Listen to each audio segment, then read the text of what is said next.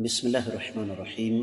معزز خواتین و حضرات، السلام علیکم ورحمۃ اللہ وبرکاتہ۔ وراثت میں سے دادی یا نانی کا حصہ کتنا ہے؟ یہ ہے ہمارا آج کا حدیث کا موضوع۔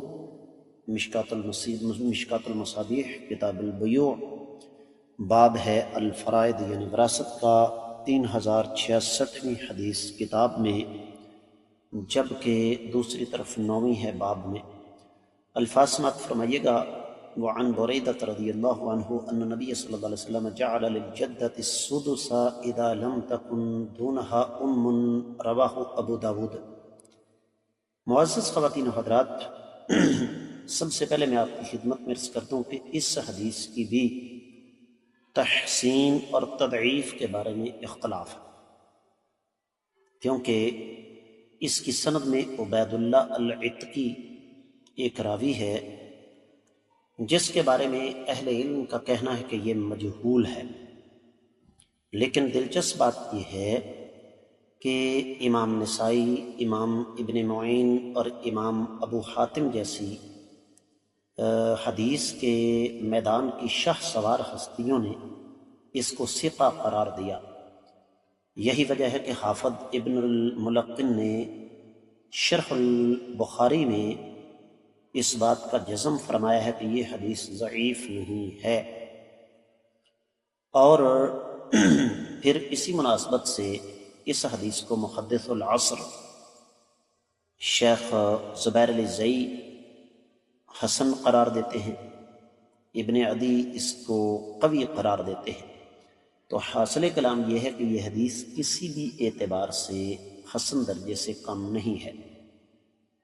ترجمے کی طرف بڑھیے کہ سیدنا بریدہ رضی اللہ تعالیٰ عنہ سے روایت ہے کہ نبی کریم صلی اللہ علیہ وسلم نے نانی کا چھٹا حصہ مقرر فرمایا ہے اگر والدہ اس کے درمیان نہ آ جائے۔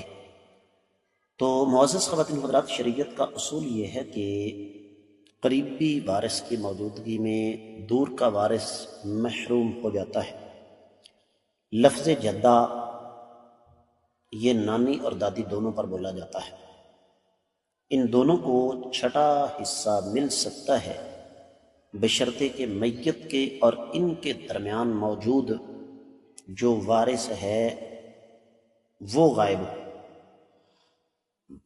یعنی دوسرے لفظوں میں والدہ کی موجودگی میں نانی محروم رہے گی، لیکن اگر والدہ نہیں ہے، میت کی نانی زندہ ہے، تو پھر اس کو میت مرد ہو یا عورت اس کی وراثت میں سے چھٹا حصہ ملے گا۔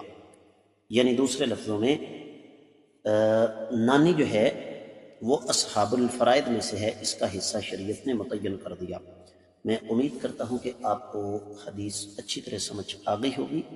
ان اسباق کو صدقہ جاریہ سمجھ کر زیادہ سے زیادہ ہر فورم پر آگے نشر کیجیے، ویڈیو کو لائک کریں، چینل کو اگر ابھی تک آپ نے سبسکرائب نہیں کیا تو ضرور کیجیے تاکہ تازہ ترین اسباق آپ کو بر وقت ملتے رہیں۔ آپ کا یہ اپنا چینل فرقہ واریت سے بالا تر قرآن و سنت کی روشنی میں ترتیب دیا گیا ہے، جہاں آپ کو مکمل طور پر دین کی رہنمائی ملے گی۔ کامنٹ سیکشن میں اپنے قیمتی خیالات کا اظہار ضرور فرمائیے گا۔ آج کے سبق سے اجازت چاہوں گا۔ السلام علیکم ورحمۃ اللہ وبرکاتہ۔